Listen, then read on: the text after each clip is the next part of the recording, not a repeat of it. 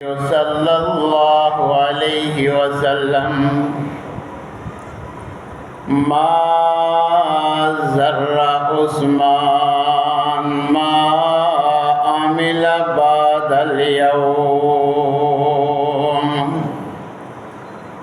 وقال النبي صلی اللہ علیہ وسلم ان عثمان رجل حی وانی خشیت ان اذنت له على تلك الحال الا يبلغ الی فی حاجته وقال رسول اللہ صلی اللہ علیہ وسلم الا استحی من رجل تستحی منہ الملائکہ۔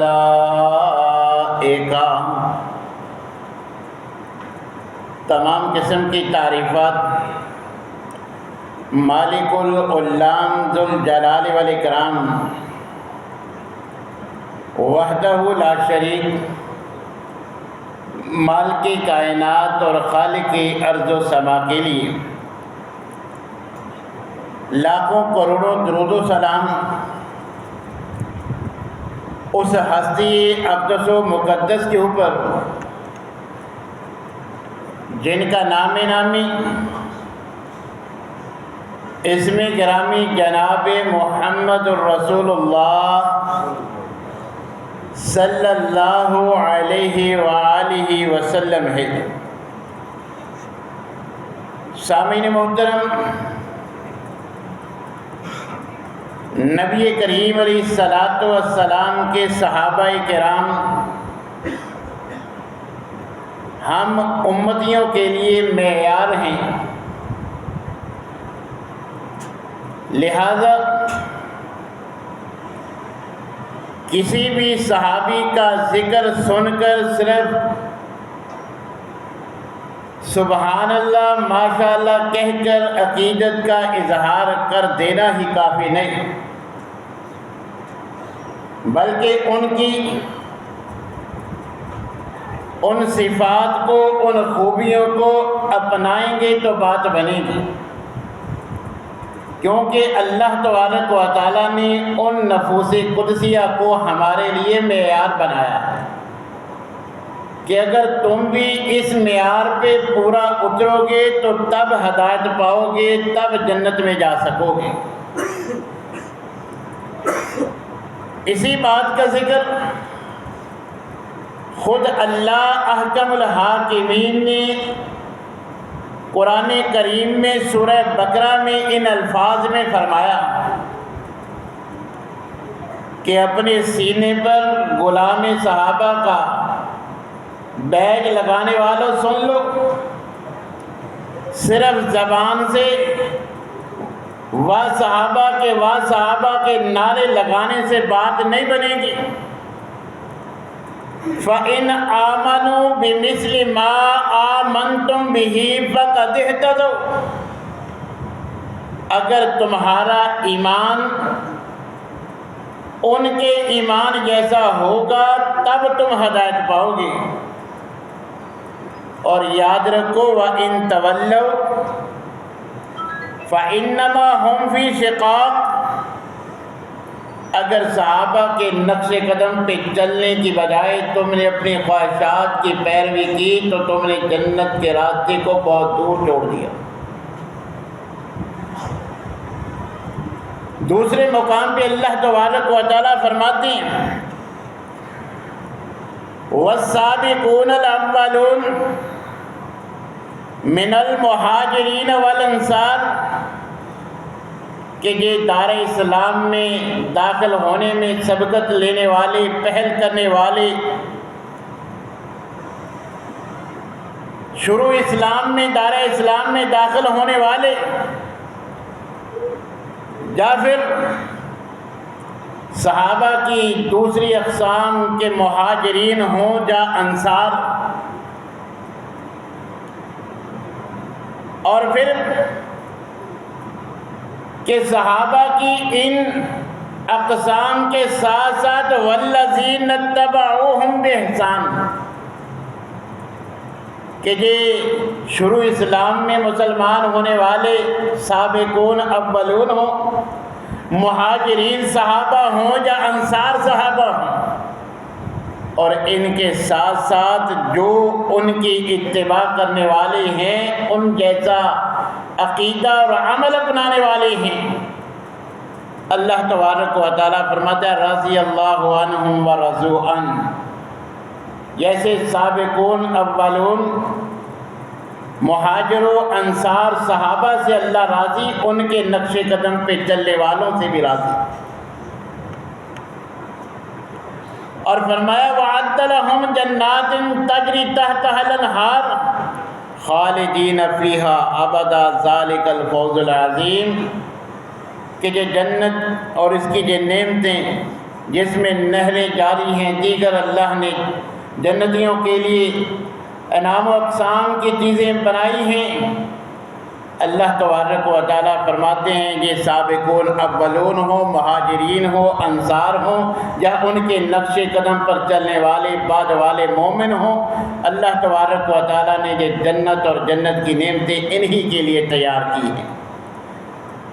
اور فرمایا ہمیشہ ہمیشہ اس میں رہیں گے، خالدین فیہا ابدا، اور جس کو ہمیشگی کی جنت مل گئی یہ کوئی معمولی بات نہیں، خود اللہ فرماتے ہیں ذالک الفوز العظیم، یہ بہت بڑی کامیابی۔ تیسرے مقام پہ اللہ تبارک و تعالی فرماتے ہیں وَمَن يُشَاقِقِ الرَّسُولَ مِن بَعْدِ مَا تَبَيَّنَ لَهُ الْهُدَىٰ وَيَتَّبِعْ غَيْرَ سَبِيلِ الْمُؤْمِنِينَ، کہ جس نے پیغمبر کے راستے کو بھی نظر انداز کر دیا، سنت کو بھی اپنانے سے گریز کیا، اور وہ مومنین صحابہ کرام کے راستے کو بھی چھوڑ دیا، ان جیسے اعمال، ان جیسا عقیدہ بھی نہ اپنایا، ان کے نقش قدم پر بھی نہ چلا، تو اللہ تبارک و تعالیٰ فرماتے ہیں نولیہ ما تولیٰ، اگر وہ خواہشات کی پیروی کرتا ہے ہم ادھر ہی لگا دیتے ہیں، جو وہ چاہتا ہے جدھر جانا چاہتا ہے ہم ادھر ہی اس کو پھیر دیتے ہیں۔ مگر یہ بھی یاد رکھو کہ یہ معمولی سستی نہیں ہے، پیغمبر کا راستہ چھوڑنا، صحابہ کے نقش قدم کو نظر انداز کرنا، یاد رکھو وَنُصْلِهِ جَهَنَّمَ وَسَاءَتْ مَصِيرًا، جو پیغمبر کو چھوڑے گا، صحابہ کے نقش قدم کو چھوڑے گا،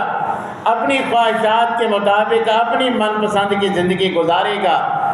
ان کے پیچھے چلنے کی بجائے ان کو اپنا آئیڈیل اور نمونہ اور معیار بنانے کی بجائے اپنی خواہش کے مطابق زندگی گزارے گا، وہ جہنم کے راستے پہ چلے گا، اور اس کا ٹھکانہ بلا کر جہنم ہوگا، اور وہ کوئی اچھی جگہ نہیں ہے، بہت برا ٹھکانہ ہے۔ تو قرآن کریم کے ان تینوں آیات، تینوں مقامات یہ اس بات کی بین دلیل ہے کہ ہم امتیوں کے لیے صحابہ کرام معیار ہیں، ہم نے اپنا عقیدہ، اپنا عمل ان صحابہ جیسا بنانا ہے۔ تو اب اس بات کو ذہن میں رکھ کر آئیے جناب عثمان غنی رضی اللہ تعالی عنہ کی یوم شہادت کے حوالے سے ہم اپنے گریبانوں میں جان کر دیکھیں کہ سیدنا عثمان بھی مسلمان تھے، نبی کریم علیہ السلام کے امتی آپ ہی کا کلمہ پڑھا تھا، ہم بھی اسی نبی کا کلمہ پڑھنے والے اسی نبی کے امتی ہیں، مگر ہم میں اور ان میں زمین آسمان کا فرق کیوں ہے؟ حالانکہ اللہ نے ان صحابہ کو ہمارے لیے معیار بنایا ہے کہ تم نے تہذیب ہندوؤں کی نہیں اپنانی، خوشی غمی کے طریقے تم نے غیر مسلموں والے نہیں اپنانے، تمہارے لیے آئیڈیل، نمونہ اور معیار یہ صحابہ ہیں، ان جیسا معیار اپناؤ گے پھر ہدایت یافتہ، پھر جنت میں جا سکو گے، مگر حقیقت یہ ہے کہ جناب عثمان سمیت دیگر صحابہ کا تذکرہ سننا بھی بڑا آسان ہے، سنانا بھی بڑا آسان۔ سیدنا عثمان کے احوال سن کے، صفات سن کے، اسلام کے لیے خدمات سن کے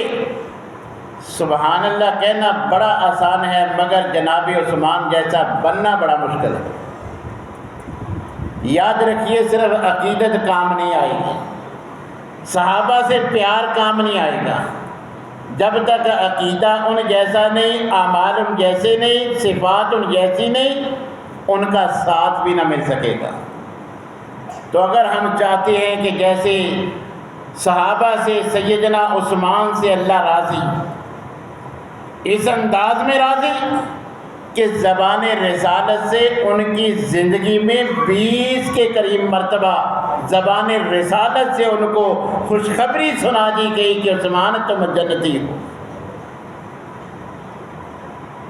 ایسی اللہ کی رضا کہ زندگی میں ان کو 20 مرتبہ زبان رسالت سے گارنٹی مل گئی کہ عثمان تم جنتی ہو، تمہیں اللہ جنت عطا فرمائیں گے۔ اگر ہم چاہتے ہیں کہ اللہ ہمیں بھی جنت دے تو ہمیں بھی جناب عثمان جیسی صفات پرانی ہوں۔ صرف سن کے صحابہ سے عقیدت کا اظہار کر دینا کافی نہیں۔ تو جناب عثمان جب ہم ان کی شخصیت کا مطالعہ کرتے ہیں تو یہ بات معلوم ہوتی ہے کہ وہ تو ایسی شخصیت تھے کہ ابھی مسلمان نہیں ہوئی، زمانہ جاہلیت میں زندگی گزر رہی ہے، ابھی نہ مسلمان ہے نہ زنا حرام ہے۔ زنا کی کئی قسمیں جو ہیں وہ رسم و رواج بنی ہوئی ہیں کہ لوگ خود اچھی نسل حاصل کرنے کے لیے بیویوں کو اچھی نسل کے مردوں کے پاس بھیجا کرتے تھے کہ اس نسل کا بچہ جو ہے وہ میرے گھر پیدا ہوگا۔ یہ رواج، یہ فیشن تو اس وقت تھا، مگر جناب عثمان اس قدر تقوی طہارت والے کہ اس زمانے میں بھی کبھی زنا کے قریب نہیں گئے۔ تو آج ہم اپنے گریبانوں میں جان کر دیکھیں کہ اللہ نے ہمیں اس سے منع کر دیا ہے، یہ کام عمل حرام ہے، قریب جانے سے بھی منع ہے،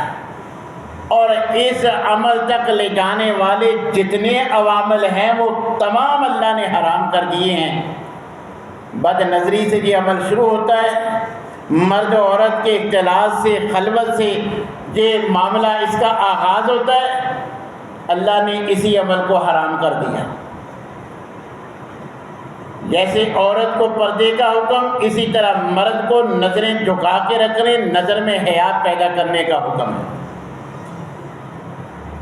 بغیر محرم کے جیسے عورت کو سفر کا حکم ہے، اسی طرح اکیلے مرد و عورت جو غیر محرم ہیں ان کو اکٹھے ہونا بھی حرام ہے، چاہے وہ ڈرائیور کی صورت میں ہو یا رکشے والا ہو یا جس بھی انداز میں، ٹیوشن پڑھانے والا ہو چاہے قاری قرآن پڑھانے والا ہو، اگر دونوں محرم نہیں، ایک جگہ پہ اکیلے پردے والی جگہ پہ مرد و عورت اکٹھے نہیں ہو سکتے، شرعی لحاظ سے یہ حرام ہے۔ نبی کریم علیہ السلام نے فرمایا کہ یاد رکھو وہ دو نہیں، تیسرا ان میں شیطان ہے جو ان کو اکسانے کے لیے سر توڑ کوشش کرے گا۔ تو زنا کی طرف جتنے معاملات جو زنا تک لے جا سکتے تھے سد ذریعہ کے طور پر، وہ سارے کام ہی شریعت نے حرام کر دیے۔ مگر آج ہم اپنے موٹر سائیکل اور گاڑی پہ جو لگا دیتے ہیں کہ میں صحابہ کا غلام ہوں،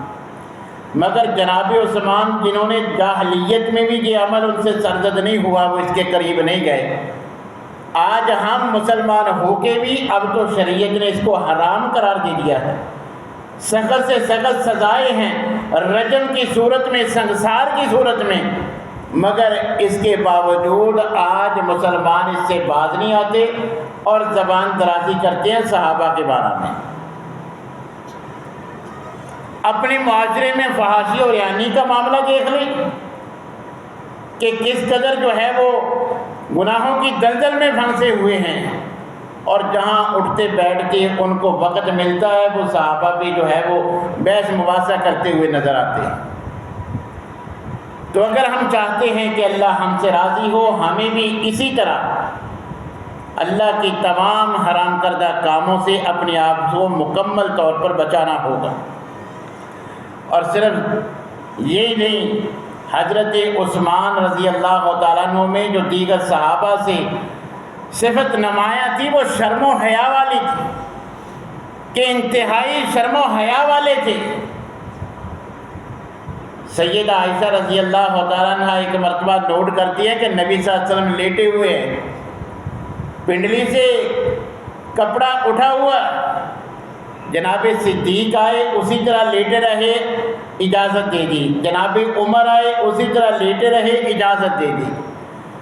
جب جناب عثمان نے اجازت مانگی، نبی صلی اللہ علیہ وسلم اٹھ کر بیٹھ بھی گئے اور پنڈلی پہ کپڑا بھی درست کر لیا۔ سیدہ اماں جان یہ ساری معاملات جو ہے وہ نوٹ کر رہی تھی، بعد میں پوچھا کہ اس کا کیا وجہ تھی؟ میرے ابو آئے، جناب عمر آئے، آپ اسی طرح لیٹے رہے، جناب عثمان کی آواز سنی تو آپ نے کپڑا بھی درست کیا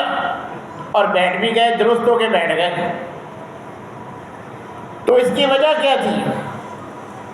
تو نبی کریم علیہ الصلوۃ والسلام نے فرمایا ان عثمان رجل حی وانی خشیت ان اذنت له علی تلک الحال اللہ یبلغ الی فی حاجتہ۔ کہ عائشہ عثمان اس قدر شرم و حیا والا ہے نا، اگر میری پنڈلی اسی طرح بغیر کپڑے کے رہتی، حیا کی وجہ سے جس غرض سے جس کام سے آیا ہے وہ بیان ہی نہ کر سکتا، اس شرم کی وجہ سے جس مقصد کے لیے وہ آیا تھا وہ مقصد ہی بیان نہ کرتا۔ اور جناب عثمان کے حیا کے بارے میں نبی کریم علیہ الصلوۃ والسلام فرماتے ہیں الا استحی من رجل یستحی تستحی منہ الملائکہ، کہ عائشہ کیا میں اس انسان سے حیا محسوس نہ کروں جس سے آسمان کے فرشتے بھی حیا کرتے۔ اب ہم ذرا اپنے گریبانوں میں جان کر دیکھیں کہ ہماری شرم و حیا کا کیا حال ہے۔ جب سے یہ ٹک ٹاک وغیرہ جو سوشل میڈیا آزاد ہوا ہے تو بے حیائی کی ساری حدیں پار۔ ہر مسلمان لڑکے اور لڑکی کو اربوں کمانا ہے، چاہے فحاشی اور ریانی کے ساتھ، جسم کی نمائش کے ساتھ ہی کیوں نہ ہو۔ بس ہر کوئی جو ہے وہ انٹرنیٹ پہ بیٹھ کے جو ہے وہ چند جو ہے وہ دنیاوی مقاصد کے لیے جو ہے وہ اپنی عزت داؤ پہ لگا دیتا ہے۔ اور ہم باتیں کرتے ہیں صحابہ کرام کی کہ جن کے حیا کا یہ عالم کہ آسمان کے فرشتے بھی ان سے حیا محسوس کرتے ہیں۔ تو اگر ہم چاہتے ہیں اللہ ہمیں جناب عثمان کا ساتھ دے، ہمیں جنت ملے، صحابہ کا ساتھ ملے، تو ہمیں بھی باحیا ان کی طرح بننا ہوگا۔ اسی طرح جو ان کی صفت نمایاں تھی، بے دریغ اللہ کا دیا ہوا مال اللہ کے راستے میں خرچ کرنا، کہ جب بھی اسلام کو ضرورت پڑی، غزوہ تبوک کے وقت حالات بڑے تنگ تھے، لشکر کا نام ہی جیش العسرہ، تنگ دست لشکر رکھ دیا گیا۔ نبی صلی اللہ علیہ وسلم چندے کی اپیل کرتے ہیں، جناب ابو بکر گھر کا سارا مال، جناب عمر گھر کا آدھا مال، جناب عثمان 1000 اونٹوں کا قافلہ تھا، 100 کر کے بالآخر اپنے لیے 100 رکھا، 900 اونٹ تجارتی ساز و سامان سے لدے ہوئے، اور اونٹ بھی آپ جانتے ہیں 3-4 لاکھ تک کا تو خالی اونٹ ہے، پھر اس پہ جو ہے وہ تجارتی سامان ہے، سامان سمیت 900 اونٹ۔ نبی صلی اللہ علیہ وسلم نے فرمایا عثمان گھوڑوں کی ضرورت ہے، اسی مجلس میں اسی موقع پر 100 گھوڑے اللہ کے راستے میں وقف کر دیے۔ فرمایا بات اس سے نہیں بنے گی عثمان، مال و دولت بھی چاہیے، سواریوں کا تو انتظام ہو گیا۔ فرمایا اللہ کے رسول میرے گھر میں 5.5 کلو سونا، 29.5 کلو چاندی اس وقت عثمان کے گھر موجود ہے، بتائیے کتنے سے بات بن جائے گی، کتنا اللہ کے راستے میں وقف کروں۔ فرمایا عثمان جیسے حالات ہیں یہ تو سارا بھی کم ہے۔ فرمایا اللہ کے رسول جو اس وقت میرے پاس ہے 5.5 کلو سونا، 29.5 کلو چاندی، یہ بھی اللہ کے راستے میں وقف کرتا۔ آج میں اور آپ اپنے گریبانوں میں جان کر دیکھیں کہ ہمیں اپنے کمائے ہوئے سے خود اپنے لیے کھانا کھانا دشوار ہے، کوشش ہوتی ہے کسی دوسرے سے کام بن جائے۔ ہم اپنی ذات پہ اپنے بچوں سے اپنے پیسے سے جو ہے وہ بڑے تنگ دستی کے ساتھ، بڑا جو ہے وہ کنجوسی کے ساتھ خرچ کرتے ہیں۔ یہ اپنوں پہ نہیں، یہ اپنوں پہ نہیں، مسلمانوں کے لیے، اسلام کے لیے سب کچھ قربان کر رہے ہیں۔ یہ تو نبی صلی اللہ علیہ وسلم کے دور کی بات ہے۔ آج آپ دیکھ لیں جو جن حالات سے ہم آج کل گزر رہے ہیں کہ ابھی بجٹ پیش ہونا ہے، جو چیزیں جن کے بارے میں ابھی توقع ہے، کلیئر نہیں، 100% گارنٹی نہیں ہے، بس ویسی تاجروں نے ہوا پھیلا دی کہ یہ چیز مہنگی ہوگی، یہ چیز مہنگی ہوگی، ابھی سے مارکیٹ میں وہ چیزیں شامل، اور سب نے دکانوں پہ صحابہ سے عقیدت کے نعرے لگا رکھے ہیں کہ ہم صحابہ کے غلام ہیں، صحابہ کی ناموس کے لیے جان بھی قربان کر دیں گے۔ تو یہ جناب عثمان کے نعرے لگانے والے تاجر ان جیسا بن کے تو دکھائیں کہ جناب صدیق کا دور ہے، قحط سالی کا عالم ہے، مسلمانوں کو قحط کا سامنا ہے، تجارتی قافلہ آ رہا ہے، یہودی تاجر آگے بڑھ کے مالک معلوم کرتے ہیں، ان تک پہنچتے ہیں، ڈبل ٹرپل حتیٰ کہ 8 گنا تک اس مالیت سے زیادہ کہ 8 گنا رقم لے لو، وہ قافلہ میں بھیج دو، کیونکہ وہ موقع پرست تھے ہمارے تاجروں کی طرح۔ جو آج کے جو صحابہ کے غلام تاجر ہیں، وہ کہتے تھے کہ بھائی ان کو خریدنا تو ہے ہی، 8 گنا لیں گے تو 16 گنا بیچیں گے، ہم نے تو ہمارا تو بیچ ہی جانا ہے۔ مگر جناب عثمان نے فرمایا مجھے اس سے بھی زیادہ ملتا ہے کہ ہم سے بڑا تاجر کوئی نہیں۔ عثمان کون؟ فرمایا وہ میرا اللہ ہے جس کی 10 گنا کی اللہ نے یقین دہانی کروائی ہے، سارے کا سارا مال یہ بھی نہیں کہ وہ مناسب قیمت پہ فروخت کیا ہو، مفت مسلمانوں میں تقسیم کر دیا، یہ حضرت عثمان ہے۔ آج ہم اپنے گریبانوں میں جان کر دیکھ لیں کہ اللہ کے گھر کے لیے چندے کی اپیل کی جائے، عام غریبوں کے لیے، یا ہمیں اللہ کے دیے ہوئے مال میں سے زکوٰۃ جو ہمارے اوپر فرض ہے وہ دیتے ہوئے ہماری کیفیت کیا ہوتی ہے، یا دیتے ہی نہیں یا پوری نہیں دیتے۔ اور اسی طرح جناب عثمان رضی اللہ تعالیٰ کہ انہوں نے اپنے وقت کے حکمران ہونے کے ناطے بیت المال سے اپنے اوپر 1 روپیہ خرچ نہیں کیا۔ ہم اپنے گریبانوں میں جا کر دیکھیں کہ ہمارے پاس، جس کے پاس حکومت کا ہے وہ سمجھتا ہے سارا مالک نعمت ہی ہے، اور حتیٰ کہ دینی تنظیمیں ہوں یا دیگر معاملات، مساجد مدارس کا معاملہ بھی ایسے ہے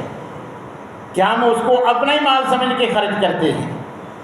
تو حضرت عثمان رضی اللہ تعالیٰ عنہ جیسا بن کے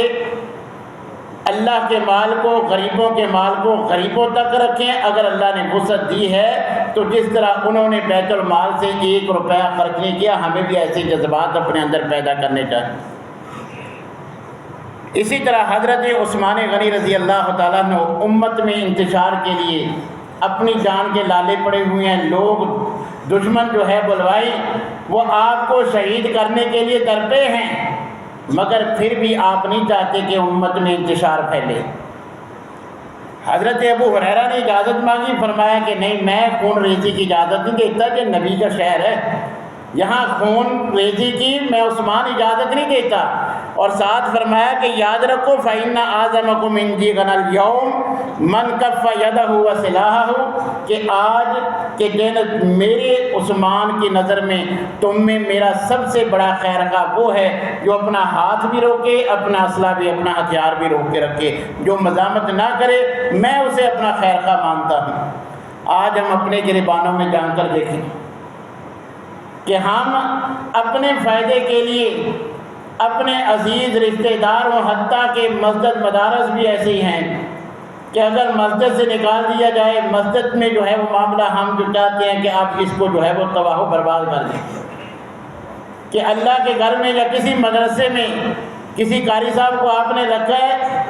اب آپ اس کو تبدیل کرنا چاہیں، جتنے بچے ہیں اس کی کوشش ہوگی اس مسجد میں ایک بھی نہ رہے، میرے پاس سارے آ جائیں۔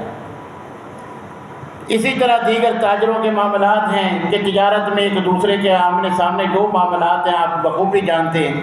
اور اسی طرح باقی جو ہے وہ ہمارے معاشرتی معاملات آپ کے سامنے ہیں۔ تو اگر ہم چاہتے ہیں اللہ ہم سے راضی ہو جائے تو ہمیں حضرت عثمان رضی اللہ تعالیٰ عنہ کے نقش قدم پر چلتے ہوئے ہر ایسے عمل سے گریز کرنا ہوگا جس سے امت میں انتشار پھیلتا ہے، جس سے لوگوں کا نقصان ہوتا ہے۔ اپنے جان و مال کی طرح دوسروں کے جان و مال کی بھی ہم نے اپنا مال سمجھ کر اسی طرح حفاظت کرنی ہے۔ تو اگر ہم چاہتے ہیں کہ اللہ ہم سے راضی ہو، صحابہ کرام سے جو ہماری عقیدت کا دعویٰ ہے، جو ان سے محبت پیار کا جو ہمارا رشتہ ہے وہ بھی حقیقت پر مبنی ہو، تو جیسے اللہ نے قرآن میں 3 مقام میں نے آپ کے گوش گزار کیے ہیں کہ صحابہ سے خالی عقیدت کام نہیں آئے گی، وہ ہمارے لیے معیار ہیں، ان جیسا عقیدہ اور عمل اپنائیں گے تو بات بنے گی۔ اللہ تبارک و تعالیٰ سے دعا ہے